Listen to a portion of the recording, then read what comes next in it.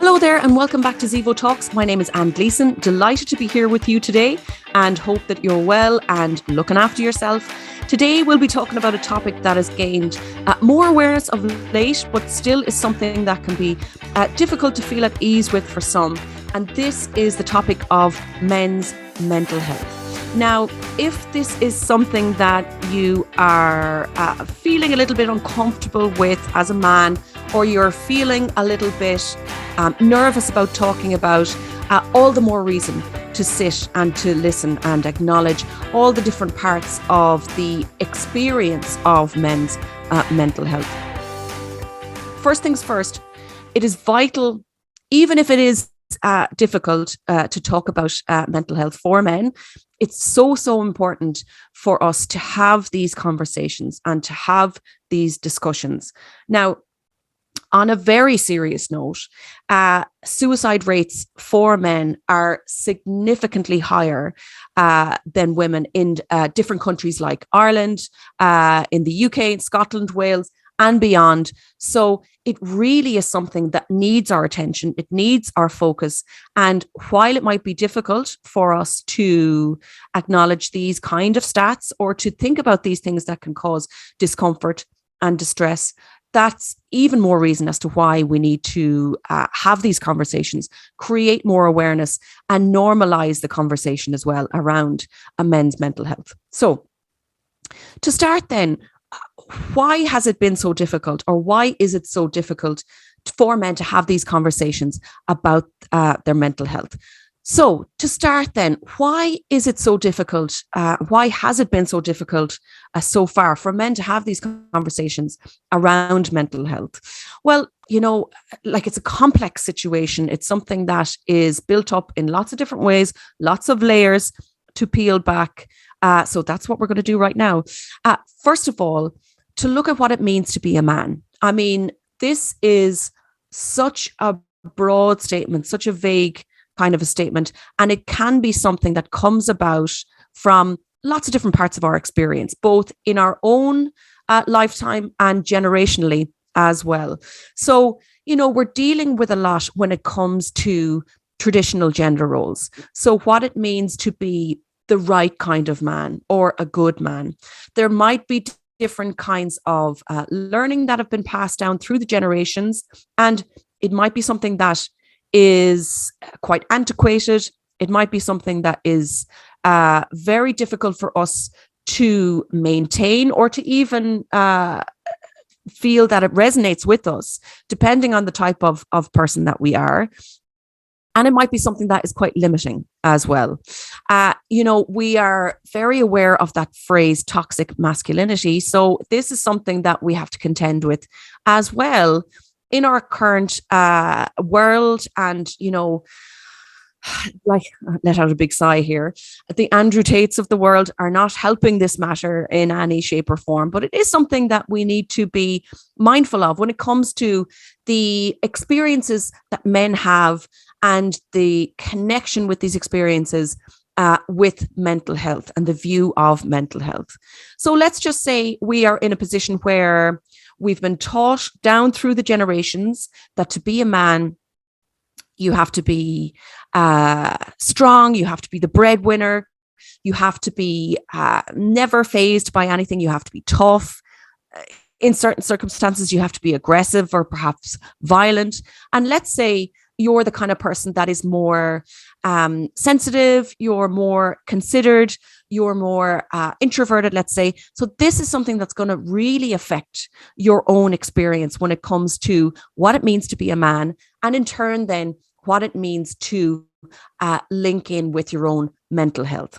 Alongside with that, a huge part of checking in with our mental health and maintaining that kind of consistency or that focus on our mental health is emotional intelligence. So what that is basically identifying our emotions, assessing what's happening within our emotional experience, and managing them. Now, just to say, this doesn't mean that managing means suppressing the emotions. No, it's just about making space to create that self-awareness and to give ourselves opportunities to process what's happening, to respond rather than reacting.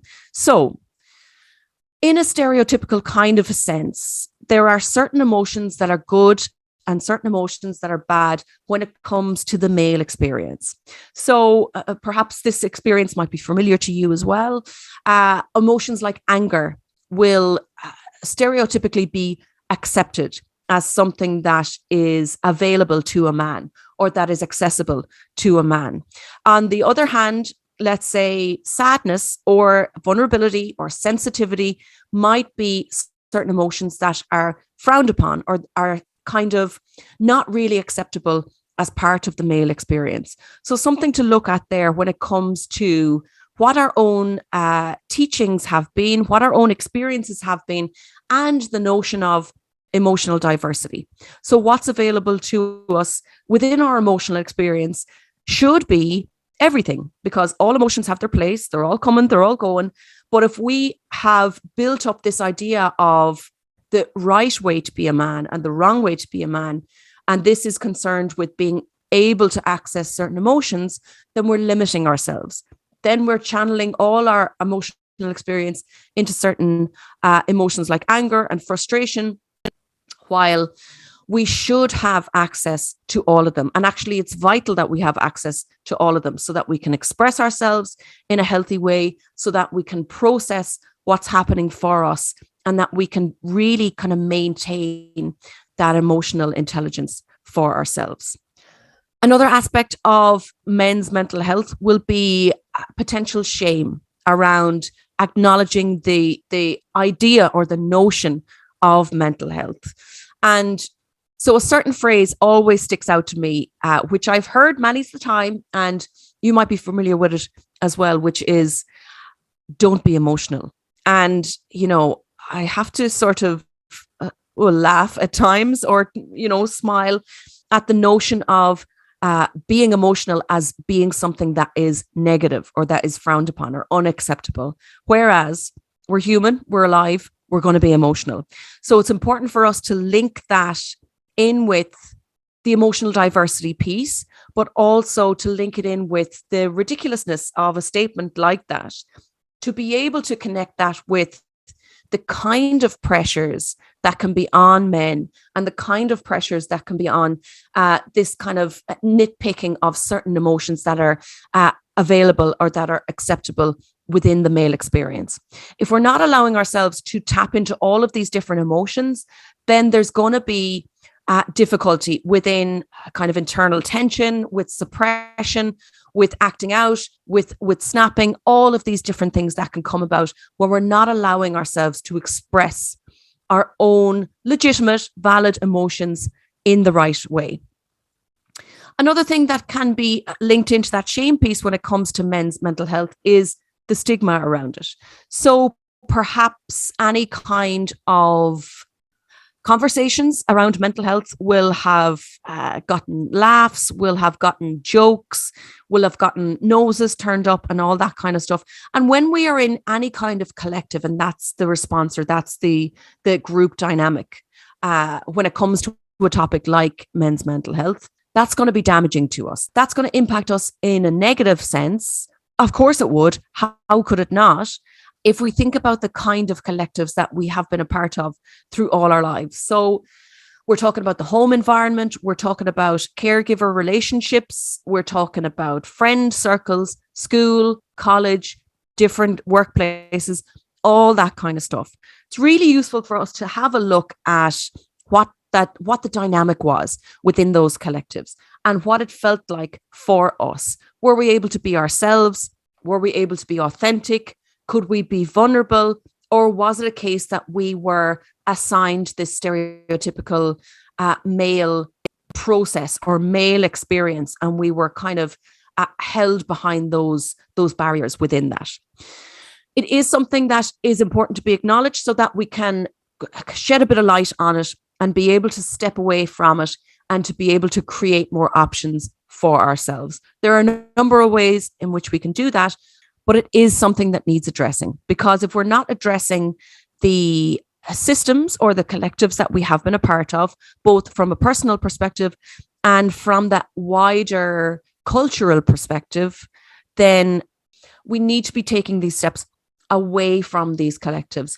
In order to do this, we have to acknowledge that they're there in the first place. We have to acknowledge that they were present and that they are present in the moment as well, so that we can create that knowledge, that we can deepen that understanding of what may have led to these different kinds of shame pieces or these stigmas.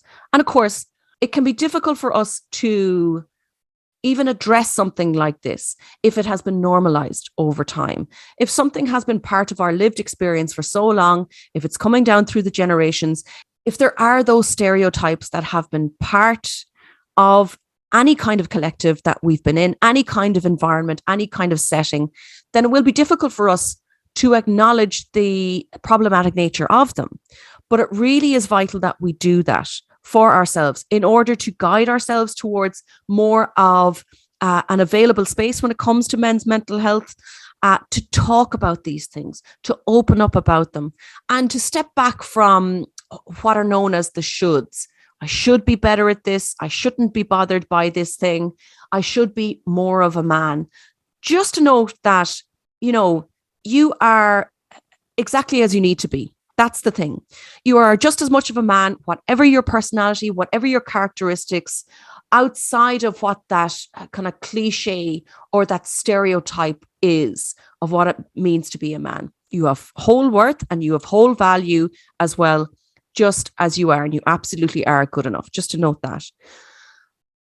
Here at Zevo Health, we have designed a training to shine a light on various important aspects of the male experience, particularly from the point of view of mental health and emotional well-being. This session explores the untouchables, the emotions that often carry very negative connotations for men, those that may consciously or unconsciously steer away from for fear of being mocked. Your employees will also come away with a deeper understanding of positive skills and qualities men can develop to foster authentic relationships. Contact us today to inquire about the men's mental health training for your organisation. www.zevohealth.com. Okay, so when it comes to the process of opening up this conversation, when it comes to the process of supporting ourselves, supporting others, there's a number of things that we have to look at with regard to present behavior, and when it comes to new opportunities, and when it comes to new choices, new decisions that we need to make. We need to be mindful of a couple of different things. So our own behavior when it comes to dealing with our own mental health, and when it comes to looking at mental health from that wider perspective. So whether it is our own issues, or whether it is having these conversations, are we sweeping these things under the carpet? When we're feeling something like sadness, like anxiety, like stress, like grief, and especially if we're feeling something that we think that we shouldn't, because if I was a, air quote, real man, then I wouldn't feel like this, then I would be able to solve this, to deal with this. Are we sweeping that stuff under the carpet? Because, there is that phrase, what we resist persists, from a holistic viewpoint, to be able to acknowledge. The next thing we need to do is address what's happening for us, and then we can take action. Then we can take those steps in order to guide ourselves, to help ourselves, whatever that means for you.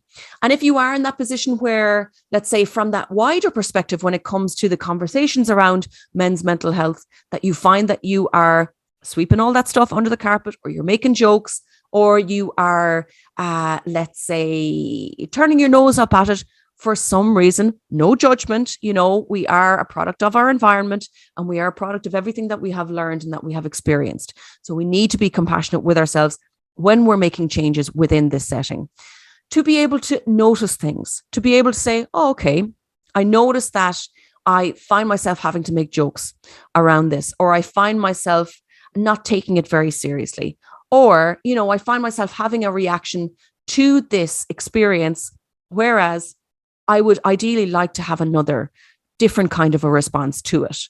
Noticing that without judgment, without coming down hard on ourselves, will make that way for taking that first step towards helping ourselves. So it is from those different perspectives, looking at our own personal experience, but looking at the concept of men's mental health from that wider perspective as well. Another aspect of the experience of men's mental health is how things are dealt with.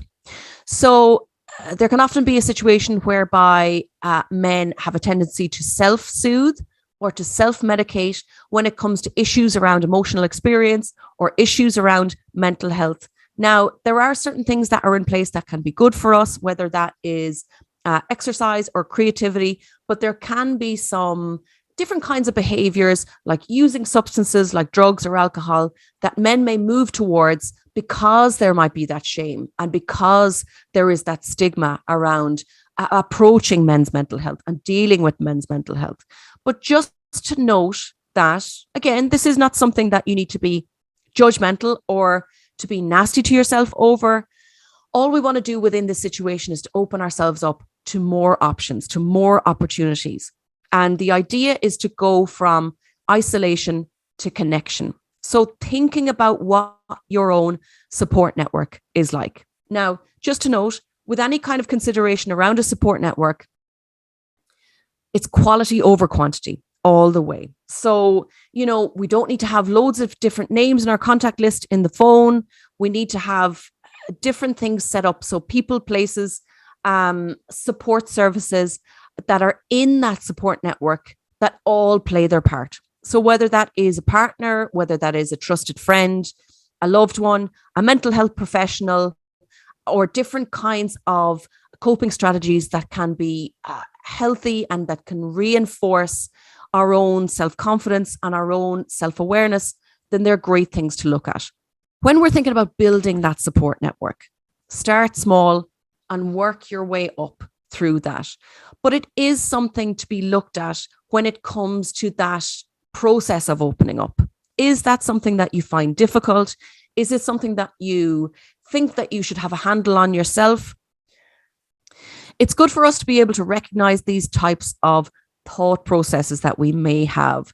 If we're being tough on ourselves, if we feel that it's wrong or unacceptable to look to others for help, this is the way we're made. We're social animals. We're built to connect. We're built to get acceptance, and we're built to move within collectives as well. So really, if you are having a difficult time, know that it is completely normal for this to happen, completely natural, and it's okay. The long and the short of it is that we will all experience something that is difficult in our lives. We'll all experience challenges, but if we're not allowing ourselves to acknowledge them, or we're telling ourselves that we shouldn't feel a certain way, or we're taking on that shame that might come from the stereotypical idea of what it means to be a man, then it's really important for us to open up new avenues for ourselves, to be able to connect with others, to be ourselves, to have that authenticity within that space. So for yourself, if you are thinking of opening up these avenues for yourself and you're dealing with that shame and you're dealing with that stigma, all we need to look at is the first step. So whether that first step is acknowledging what's happening for you, allowing yourself to have emotional diversity and knowing that, if in the past you've been told that it's okay to be angry and it's okay to be aggressive, but nothing else, allowing yourself to see how it would feel to let yourself feel sad, to let yourself feel anxious, to let yourself feel vulnerable as well and sensitive, and to know that there is no one size fits all when it comes to being a man. We may have been taught these things down through the years, and there may be those, like I say, those antiquated ideas about the male experience. But if there are so many people around the world, if we think about that for a minute, there are so many different people and everybody's lived experience is unique. Everybody's, their personality, their characteristics, they're unique to them. So how could there possibly be one right way to be a man? So whatever makes up your own individual, unique, wonderful personality, your qualities, your quirks, your characteristics, all of them are good enough, and you have that full worth and you have that full value just as you are. So if you're taking those steps and you're taking that first step, see how it feels to reach out to one person that you trust. and see how it feels to open up that conversation about your mental health with somebody that you trust and you have a good relationship with and that you care for. There are a number of different aspects of that support network as well. Maybe that is a mental health professional, so reaching out to somebody. Maybe that is connecting with like-minded people. Maybe that is tapping into the different parts of yourself that make you unique. These are all different things that are really useful for us. And all of these have their place when it comes to tackling, let's say, shame and tackling stigma. So it is something that's really important to have a conversation around. And it is something that's really important for us to take that step. If there is difficulty within taking that first step, that's all right. Just acknowledging that there is a difficulty there, but knowing that the more that we can build that awareness, the more that we can build that familiarity within ourselves. So like I say, from that personal perspective, but also from that wider perspective as well. The more that we're able to do that gradually, the more that we will be able to look after ourselves in a meaningful way and in an appropriate way. Okay, that's it for me. Thank you so much for listening. For more information, go to zevohealth.com. In the meantime, take care of yourself and talk soon.